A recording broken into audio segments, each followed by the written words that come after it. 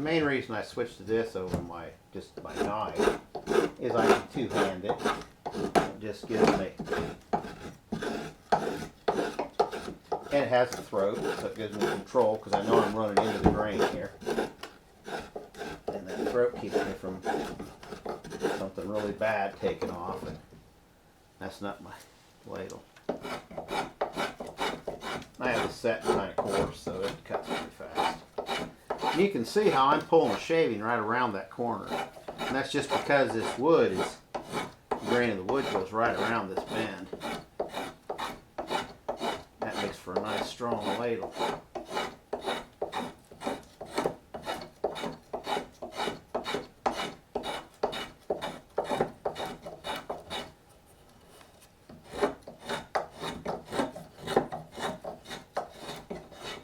Again, it's kind of all about that checking. Can't see the other side from here. Kind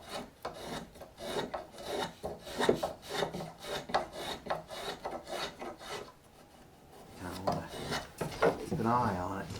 Well, it's kind of out of your purview there, but I can't do much.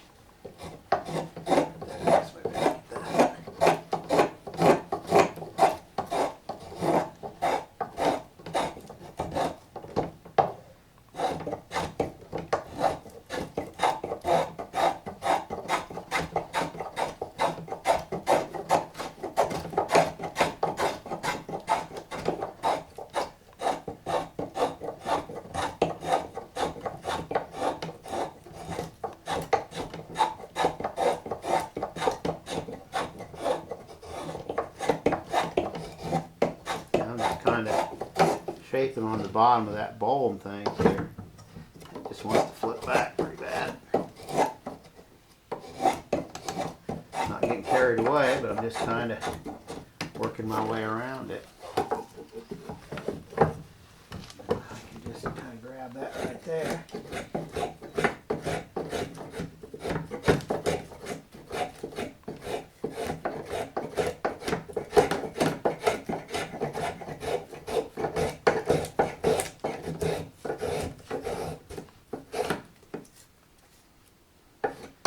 I'm just trying to get down past the center of this. Run less chance of a little hairline split getting started up through there. This grain in here is really funky for, you can see the throat on this, I'm set pretty heavy.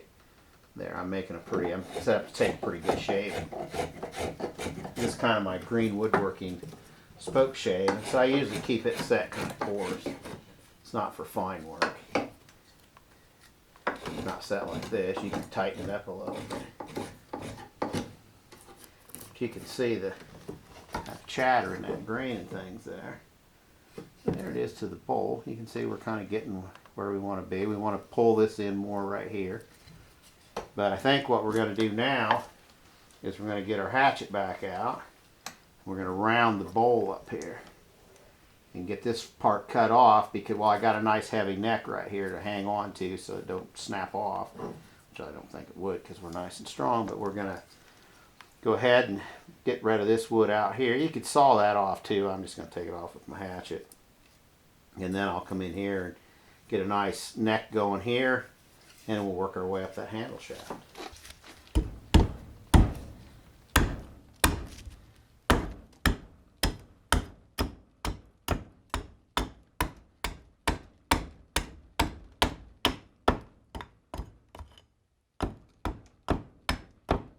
Kind of get that chip going, and then you just kind of catch it each time, just kind of run with it.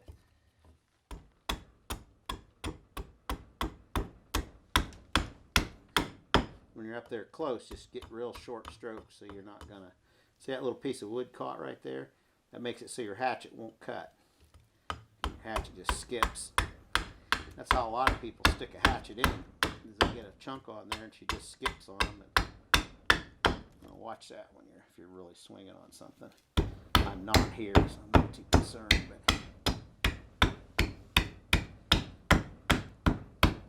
And I'm doing this from the top here to kind of set my limit. And then I'm kind of, you see how I chamfered that direction? So now when I come at it from the other way, I've got protection to this edge so I don't chip that out because I chamfered away from there. So I can turn that over, rotate my block a little bit. Now I can kind of go after this. And instead of going right down there and cutting to that edge, you can see I'm not close to the edge because I'm back here and this is protected. This little piece right here is protected so I won't chip out as easily. Wood's really strong in certain directions, but you got to pay attention. You got to use it. Its strengths wherever you can.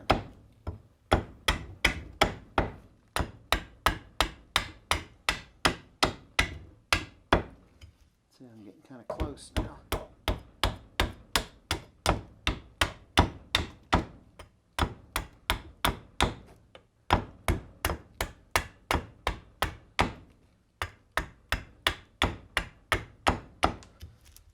So now I'm going to check that again because I'm getting thin, and I'm going to kind of just go right down through the middle there.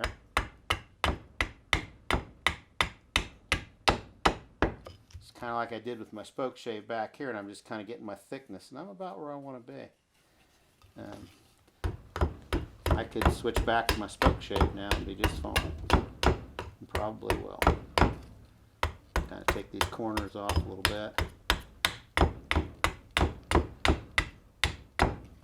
So now, starting to look more like a ladle and have all that wood hanging around it out there.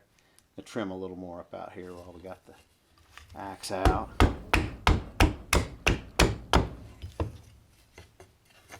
But it's not real strong, so we kind of want to go gentle.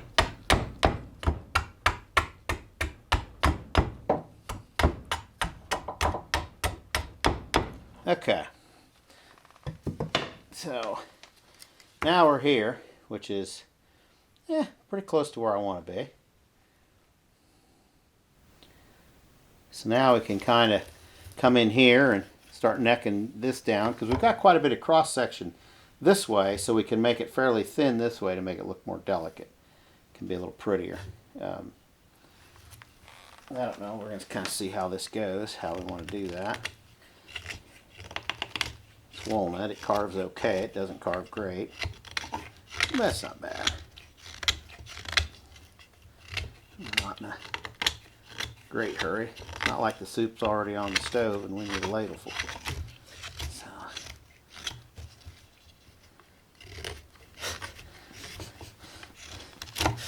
I'm just saying. Yeah, you're right.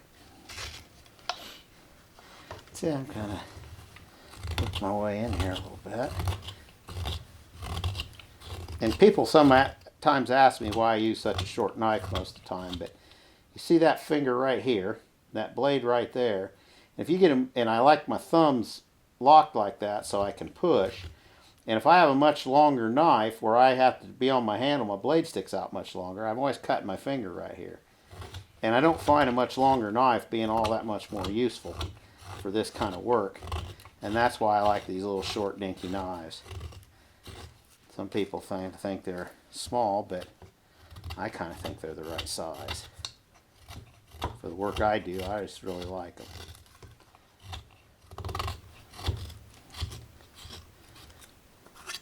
It's something, whether you get a knife from me or you get a knife from, make your own knife, just try that short knife sometime because I think you'll really like it. See that there? Just doesn't want to cut at all. That's just tougher than the devil in here. And that's because that's where that tree has built all that curly grain up to make that strong for that limb.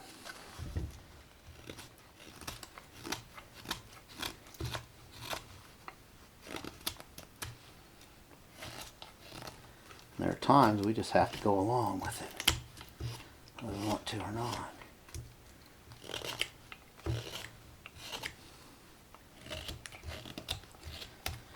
You can see the darker wood where it's holding some water, and this is drier back here. This is where the limb was. This is closer to the trunk of the tree where it's still holding some moisture. So the limb's pretty dried out, in all honesty. And the heavier piece of trunk there was still holding some moisture for us.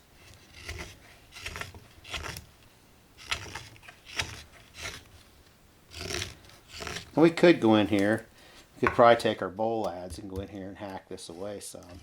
But that's okay. Said I'm not in all that big a hurry.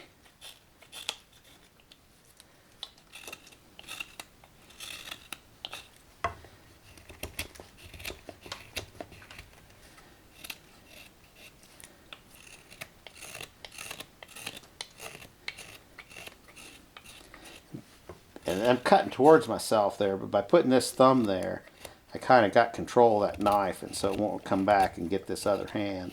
And won't get that thumb either as long as you're halfway paying attention. You can kind of do things. So that side there is about where I want it. This side here I'm going to bring in a little bit more. But I'm going to, while I'm over here, I'm just going to kind of work my way around this. Although that's easier done with my spoke shave really than my knife.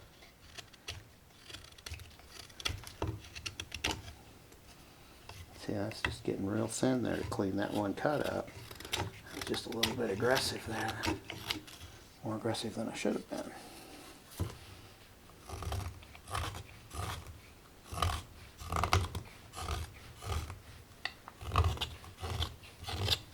You can see that curl in there, just like if it was curly maple or something. That curl's only right here in that joint between that limb and that trunk. It's not through this tree.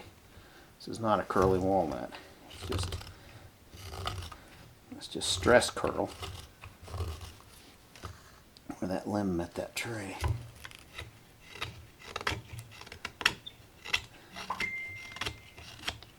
I'll come back over here because I kind of had a bump right here. It's kind of throwing me off a little bit. See, I'm a little thin right there. So I'm just going to come around. Just going to come in here a little. Get a little thickness back in that. So I kind of got something to look at. Because that little bit of gold right there, that was the edge of the tree. And so that's really young wood. We want to be in just a little deeper than that. Well, there's some ornery wood in this thing. Does not like me going this direction.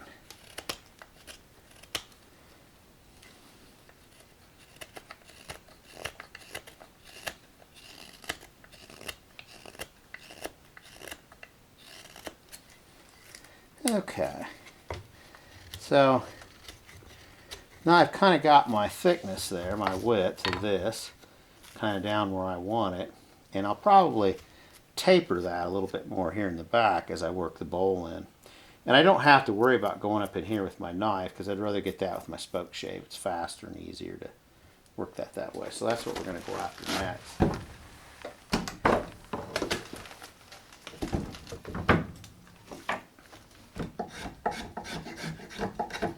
What we're going to do is we're going to kind of get the top profile, so to speak, of this kind of set, and then we'll worry about the cross section of it. We just kind of want to get things going our direction to start with.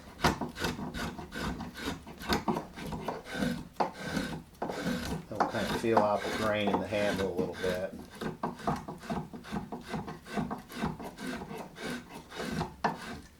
Start working our way into it.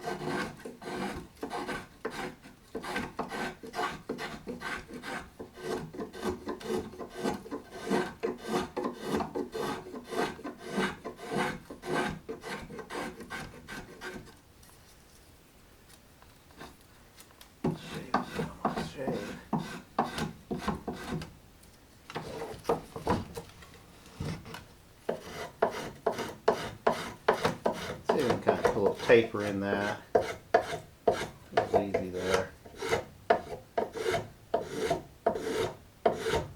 Kind of a little bit of a tear right there. I'm just trying to get under cleaned off.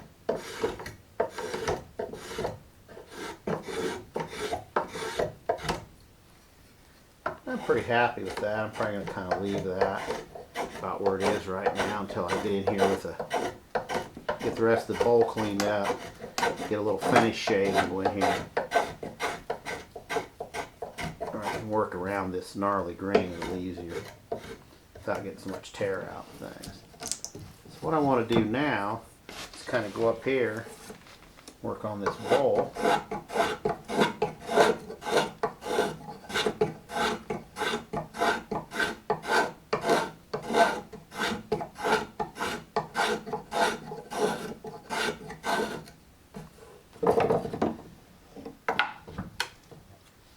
Just about wide the shape it is, it's just all kinds of movement it wants to do.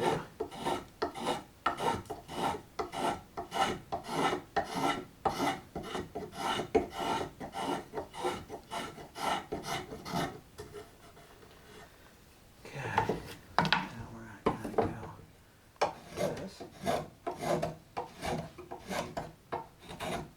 You can see that handle kind of flexing. That's good. That means we're thin. We're getting down there where we want to be.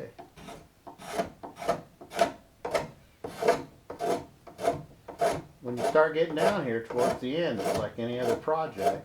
You start out making really big chips, and down towards the end, you're making really small ones. You're wailing on this too much right now, and you're going to ruin it. You're going to break something.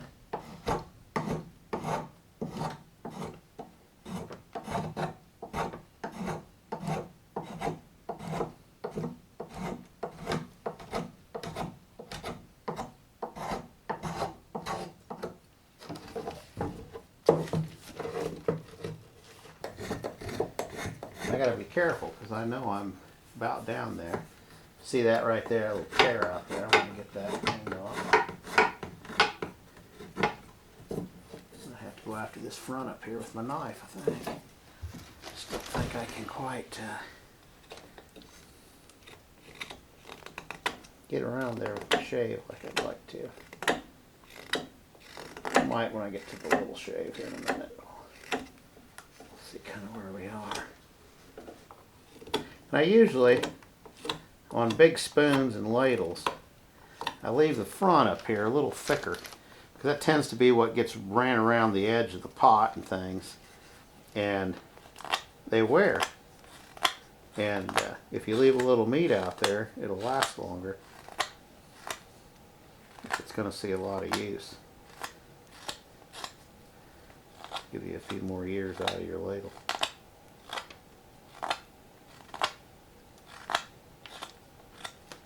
So while you can make most of it pretty nice and delicate, there towards the front, you kind of want to leave a little meat. Okay,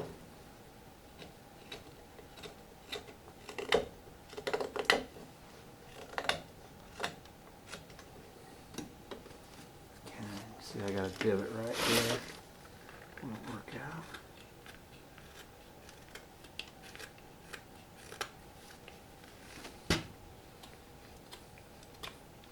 Just the shape of this thing makes it really awkward to work on. Normal spoon you can kind of get a hold of and just kind of run it out of your shaving horse so you can work on it and things, but this thing is totally different.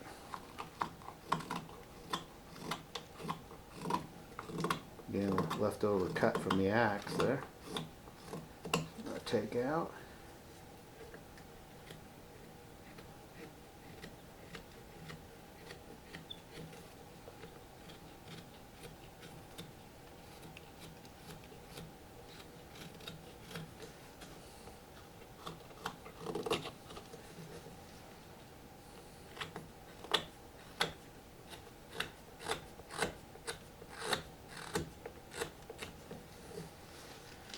Still got some rough stuff right here.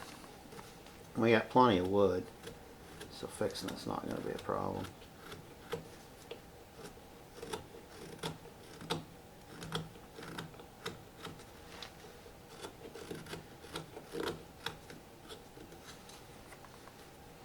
And this was a outside in, so to speak, ladle. This was the outside of the tree.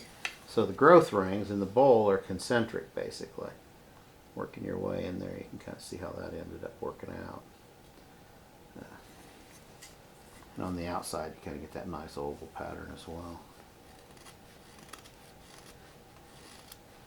And in an ideal world, had the tree been just a little larger where the limb came off and you were really good, you might get two ladles out of there, an upper and a lower one. But the lower one is always hard to get there. On the other side of this growth ring would be the other piece of the trunk. And those are hard to get out of there.